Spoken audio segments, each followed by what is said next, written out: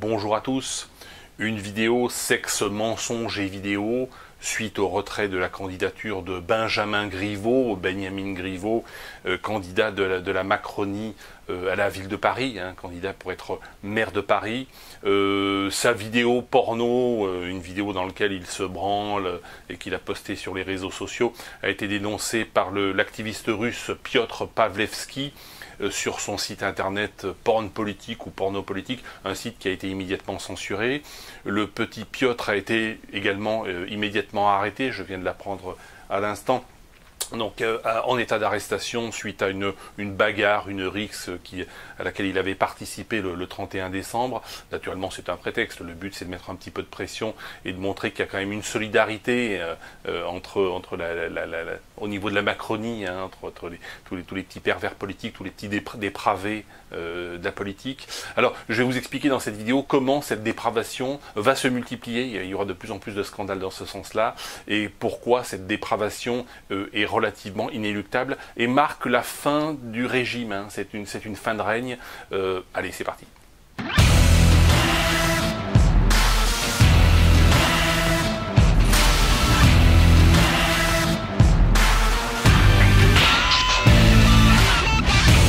Alors tout d'abord, la classe médiatique est scandalisée par cette révélation de Piotr Pawlewski, activiste russe, anti-Poutine et jusqu'à présent relativement discret.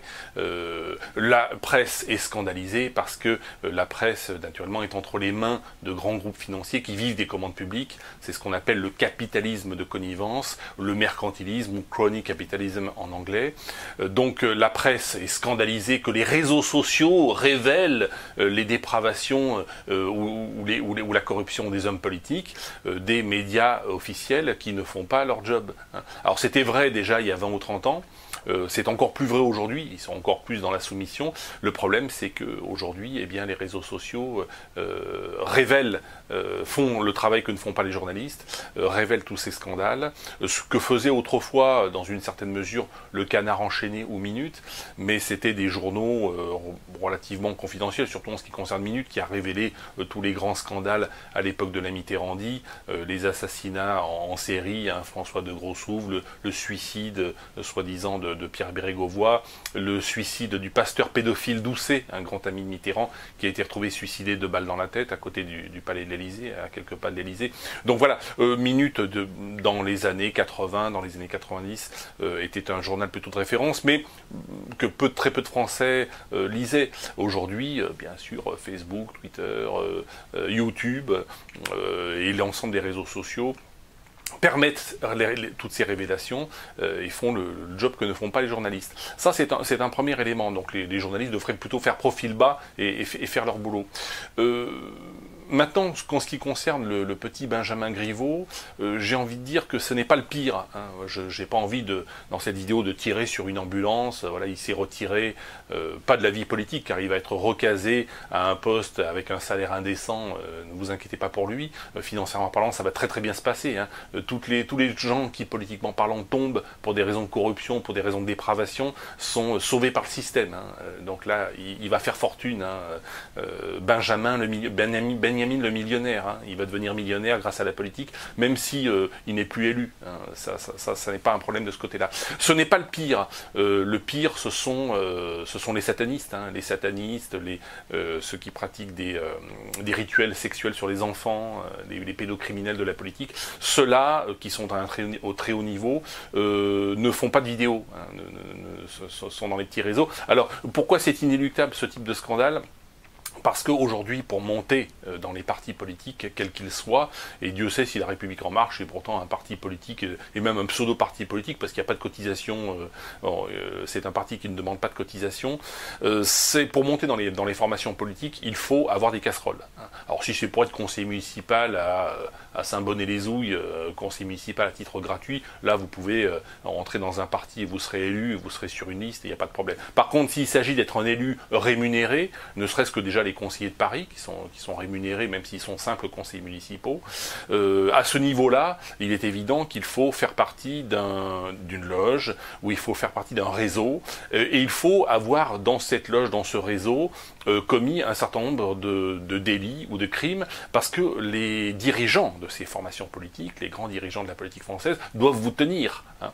Benjamin Griveaux, on connaissait une partie de ces, en très haut lieu de ces dépravations, et on pouvait le tenir avec ce type de vidéo. On ne va pas vous propulser en tant que conseiller municipal dans une très grande ville, ou en tant que conseiller général, en tant que conseiller régional, en tant que député et en tant que ministre, si vous n'avez pas quelques casseroles, hein. Ou alors si vous ne représentez pas une communauté, hein, si vous n'êtes pas lesbienne ou bien africain ou maghrébin, hein, parce qu'on s'imagine que les Africains et les Maghrébins sont des idiots et qui vont voter automatiquement pour des gens qui leur ressemblent. Donc, il est évident que si vous n'avez pas, si vous ne représentez pas une communauté, si on n'est pas dans le communautarisme, ou si vous n'avez pas quelques casseroles judiciaires, enfin qui ne sont pas encore des casseroles, qui ne sont pas encore judiciaires, mais qui pourraient rapidement devenir judiciaires, il faut pouvoir vous tenir pour vous propulser à de très hautes fonctions politiques. Ça, c'est quelque chose d'évident. Et comme l'information circule et que l'omerta recule à mesure que les réseaux sociaux prennent de l'importance et prennent de la puissance, eh bien, ce type de scandale va se multiplier. Alors on avait vu l'histoire de Dominique Strauss-Kahn, c'est la même chose. Hein. Alors ce sont des gens qui aussi fondamentalement sont d'abord dépravés sur le plan philosophique et sur le plan de l'éthique.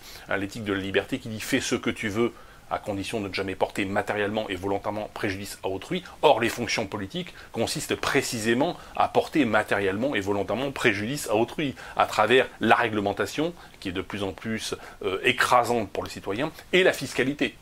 Donc, et le racket fiscal. Donc, on ne peut pas, à mon avis, être dépravé à mi-temps, comme on ne peut pas être un menteur à mi-temps. Si on est un menteur déjà au niveau de l'action politique, qui consiste en fait à faire les poches aux citoyens et à réaliser un plan de transfert des pauvres vers les riches, hein, parce que c'est ça le plan de transfert, l'État sert à ça. Si vous lisez Marx explique également très bien. Hein. Donc je ne suis pas marxiste et je ne suis pas gauchiste, mais c'est quelque chose d'absolument évident. L'État sert un plan de transfert. Donc l'État est là pour vous faire les poches, tout en vous donnant quelques petits bonbons, quelques petites subventions de temps en temps, mais globalement c'est un plan de transfert. Donc les politiques sont déjà dépravés à ce niveau-là, ce qui est beaucoup plus grave que de se branler sur Internet, effectivement. Hein, ça c'est pas le plus grave. Le plus grave est ce qui va conduire un certain nombre de politiques à la fosse commune à un moment donné. Hein, tout ça va finir une balle dans la tête dans une fosse commune. C'est parce qu'ils ont violé l'éthique. Hein, c'est pas parce qu'ils ont posté des vidéos porno sur Internet ou sur des réseaux sociaux. Donc la vraie dépravation et le vrai scandale, il est là. Hein. Il est dans la fonction politique elle-même. Donc il faut avoir un niveau d'analyse quand même élevé pour comprendre cela. Ce que vous avez, hein, en regardant mes vidéos, c'est que vous faites partie nécessairement d'une certaine élite intellectuelle et d'une certaine élite politique. Hein, et vous êtes déjà dans un processus révolutionnaire. Le simple fait de regarder et de diffuser ces vidéos, il faut quand même le savoir. Autre point, il faut comprendre que pourquoi un personnage comme Benjamin Griveaux a été propulsé comme tête de liste à la ville de Paris, c'est parce que c'est quelqu'un qui, politiquement parlant, ne représente rien, idéologiquement parlant, il est aussi nul que Macron, voire même bien plus nul, et on voit très bien poster cette vidéo qui a été postée donc il y a 2 ans, à l'époque il était porte-parole du gouvernement, c'est avoir 14 ans d'âge mental, hein, mais finalement c'est assez raccord avec la Macronie. Il faut bien comprendre que des personnages comme Macron, mais c'était vrai de ses prédécesseurs, a intérêt à s'entourer, parce que c'est quelqu'un lui-même d'intellectuellement très médiocre, de personnages encore plus médiocres que lui. Et on est dans un espèce de syndrome à la Louis XVI, à la Louis XIV ou à Louis XVI, où à partir du règne de Louis XIV va corrompre la noblesse française, va l'amener dans son château de Versailles, va lui donner de l'argent, argent qu'elle va utiliser dans des jeux, hein, dans des jeux d'argent, et c'est une noblesse qui va cesser assez rapidement d'être noble, et assez rapidement de devenir finalement une noblesse de courtisans. Finalement, les ministres aujourd'hui, qui sont censés exercer des hautes fonctions de l'État, et les grands élus au niveau local, ne sont plus finalement que des courtisans de la classe politique, de la vie politique. Moi j'ai connu l'époque, qui n'est pas forcément une époque bénie, mais une époque un petit peu ancienne, où les hommes politiques étaient d'abord des maires, puis devenaient députés, devenaient par exemple députés-maires, Mais c'est des personnes qui étaient aimées au niveau local, qui étaient soutenues au niveau local, qui avaient une puissance au niveau local. C'est des personnes qui ne se seraient jamais livrées à ce genre de... Alors, qui pouvaient se livrer à de la corruption, naturellement, hein, qui étaient corrompus. On se souvient à l'époque de Chirac, de Pasqua et du SAC. Hein. Le SAC était une organisation parapolitique et quasiment paramilitaire qui braquait les banques pour financer le RPR. C'était ça le SAC. Et ça, c'était héritier de la résistance française, hein, dans les années 1940-1944. Les résistants réels ou supposés tels braquaient les banques et les bureaux de poste pour se financer. Et donc c'est une pratique qui était restée jusque dans les années 80-90 et jusqu'à ce qu'on mette en place le financement automatique des partis politiques financés donc par le racket fiscal. Donc on est passé du braquage au racket, c'est un peu la même chose, mais il y a eu cette évolution. Donc il faut comprendre que les politiciens sont là pour vous faire les poches, pour nous faire les poches, et pour nous exploiter. Donc aux élections municipales, je sais que c'est très difficile, mais il faut laisser gagner la pire pourriture dans le plus grand nombre de communes possible. Il faut surtout se mobiliser pour ne pas aller voter, hein, et laisser la pourriture l'emporter. La pourriture, je rappelle que tous les partis politiques ont comme programme qui n'affichent pas l'augmentation encore et toujours plus de réglementation et de taxes. Tous, hein, il n'y a pas un seul parti qui dit on va reculer au niveau de la réglementation et des taxes. Tous disent on va taper encore plus fort, hein, au nom de sauver la planète, sauver les migrants, sauver, etc. Il faut sauver la planète, il faut sauver le monde. Donc on va taper de plus en plus fort. Donc ne vous mobilisez pas. Les uns comme les autres, finalement, auront le même programme. Il faut comprendre que dans un certain nombre de communes, l'UDF musulmane, hein, l'UDMF, j'ai fait une vidéo, je vous invite à la regarder, l'Union des démocrates musulmans de France, donc qui est une UDF, hein, qui est un parti très très centriste, très pro-Macron, etc., mais musulmans, hein, ils vont peut-être remporter un certain nombre de communes et imposer la charia. Leur but, c'est d'imposer, sinon, ça sert à quoi de faire l'UDF musulman si c'est pour pas imposer la charia? C'est naturellement pour imposer la charia, mais ça sera fait, c'est pas l'État islamique non plus, hein, c'est pas de la violence, ce sera fait par les élections, et ce sera fait très progressivement, on va imposer le halal, etc. Bon, donc il faut laisser ces gens gagner, il vaut mieux qu'ils gagnent en 2020 que dans 10 ans. Hein, voilà, donc c'est important qu'ils gagnent aujourd'hui. Ce qui va permettre la révolution, et la révolution des Gilets jaunes, et on va redémarrer le mouvement, et vous allez voir, ça va prendre une toute autre ampleur. Il faut d'abord qu'il y ait une forte abstention au niveau des élections politiques. Parce que plus il y a de l'abstention, moins les hommes politiques, moins les élus, et notamment les élus locaux, seront légitimes. Ils, de toute façon, tous, autant qu'ils sont, ont un même programme, c'est le racket. Tous sont pourris, la gauche comme la droite.